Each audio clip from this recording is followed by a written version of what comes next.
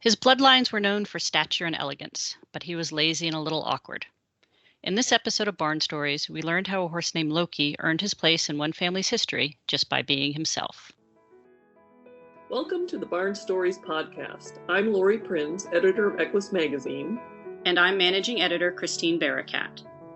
This podcast features our favorite essays and articles published in Equus over the past 40 years. Although Equus is known for articles on horse care and veterinary research, our editorial mission has always been guided by the bond that exists between horses and people. And each issue has featured a real-life story that celebrates how horses enrich our lives and touch our hearts. We've searched our archives, chosen the stories that resonated with our readers, and given them new life in this audio format. Longtime subscribers may recognize some of their favorite pieces.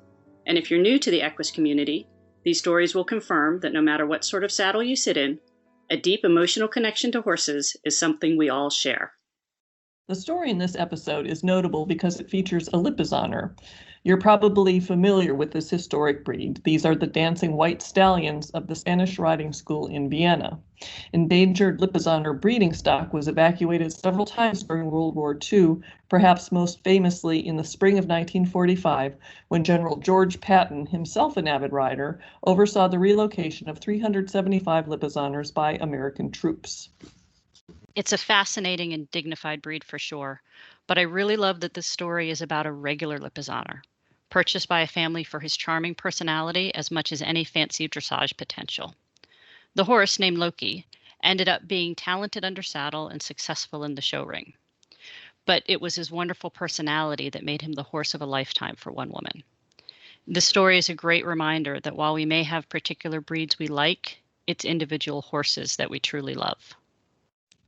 This story is a bit of an emotional roller coaster, so hang on for the ride as we listen to Learning to Love Loki, written by Ashley Holden and read by Taylor Autumn.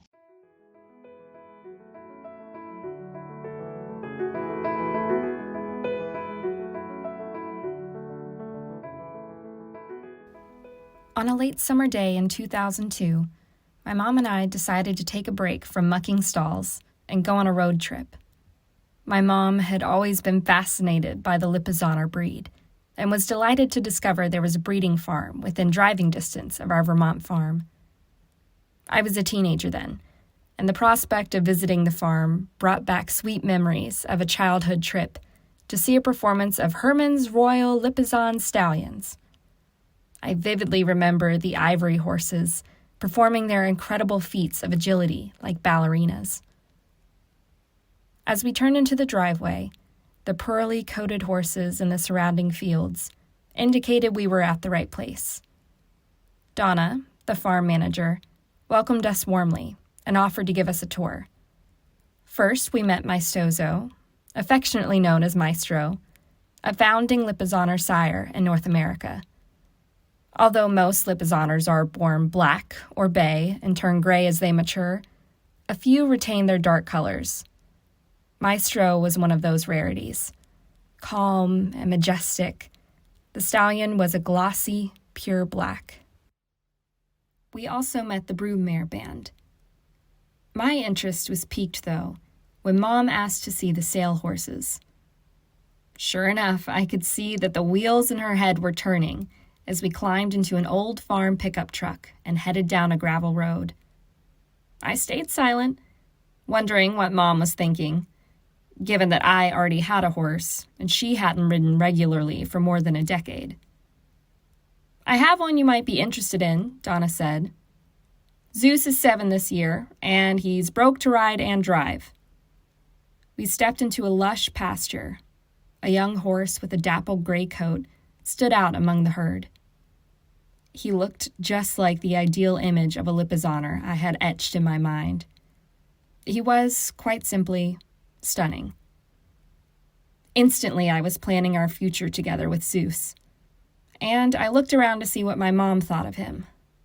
But there she was, hugging the chest of what looked to me like a plow horse, a random crossbreed who was out in the field.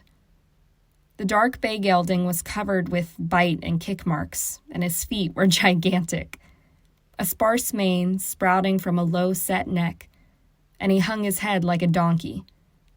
But he was pitifully cute, with a small star and tiny snip. "This one is so sweet. What's his name?" Mom was practically gushing.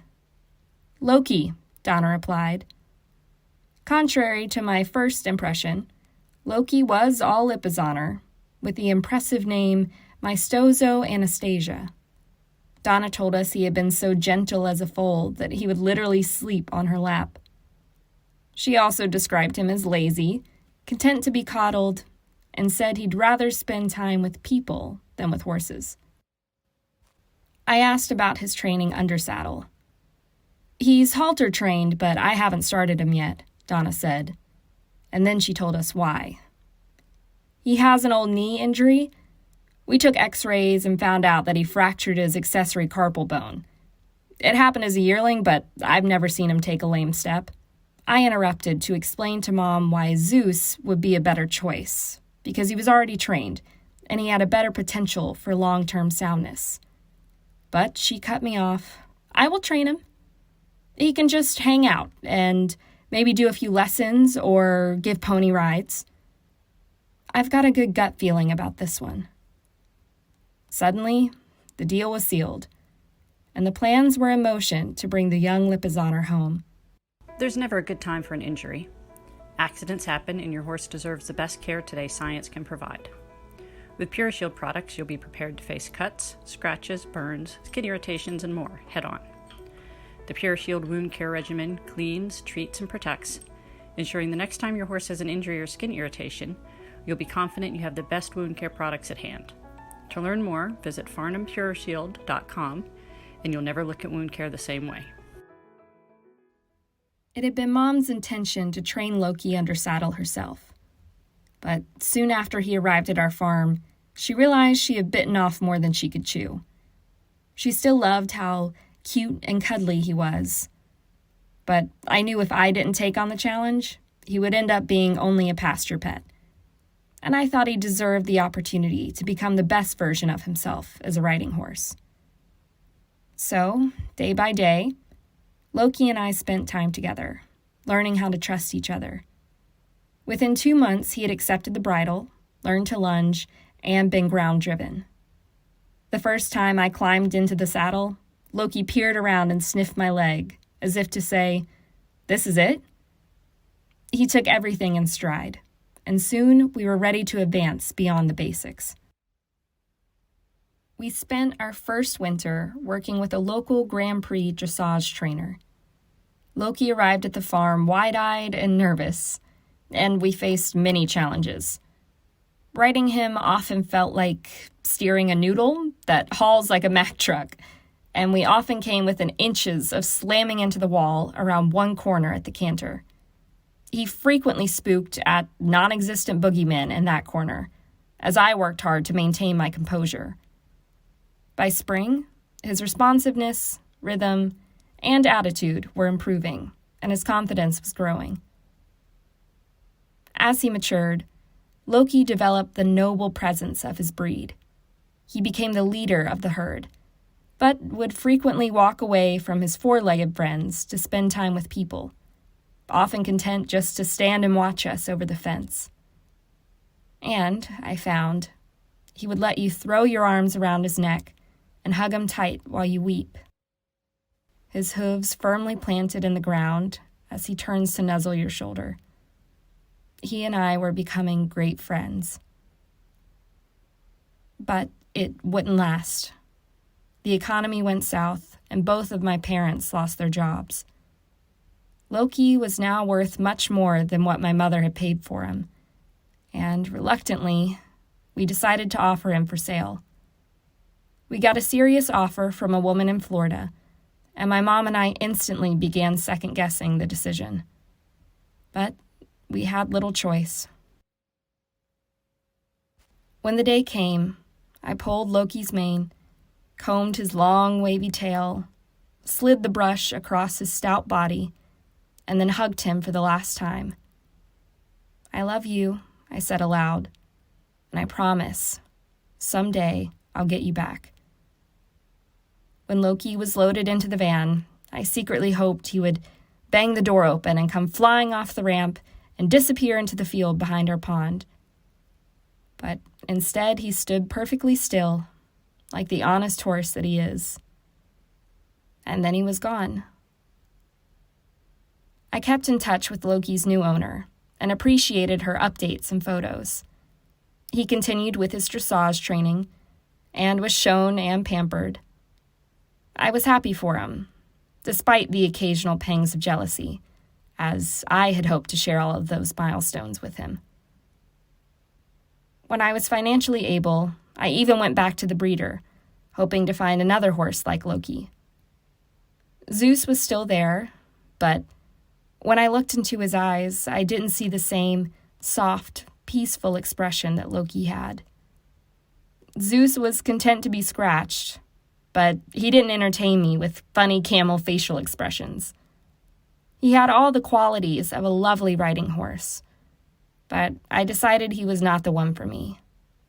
I knew if I took Zeus home, I would always resent the fact that he wasn't Loki. Years passed, and I continued to keep tabs on Loki's career, until one day I received an email that set my heart pounding. His owner had experienced some life changes and would be placing him for sale. Had the day finally come when I could get my horse back? But when she told me his asking price, my heart sank. It just wouldn't be possible. She continued to keep in touch, informing me of when he was being shown to potential buyers. In the meantime, I bought a project mare that I hoped to resell for profit after a few months of training. Those months turned into a year, and by some miracle, Loki had not yet been sold. Apparently, all potential buyers had turned away, dissuaded by the knee injury he'd incurred as a yearling. Could it be possible? If I sold the mare I was training, I might just be able to get enough to buy Loki again. And then I had an offer, and everything fell neatly into place. In June 2007, the van from Florida pulled into the drive and came to a halt. I was so anxious to see my beloved Loki again, but also nervous. Would he remember me? Will we still even share the same special bond? I stood on my tiptoes to peer behind the bars and found myself looking into the familiar eyes of my handsome bay horse, his kind expression never wavering. Looking every inch like the noble Lipizzanner, my gelding stepped off the trailer, even more sleek than I remembered, his coat tanned from the Florida sun. My horse was home. As I wrote in my journal, I never thought this day would come. In my heart, I knew he was the one. But it took me the experience of letting him go to understand just how special our relationship was. He is not just any horse, but my once-in-a-lifetime horse. We wouldn't always have it easy.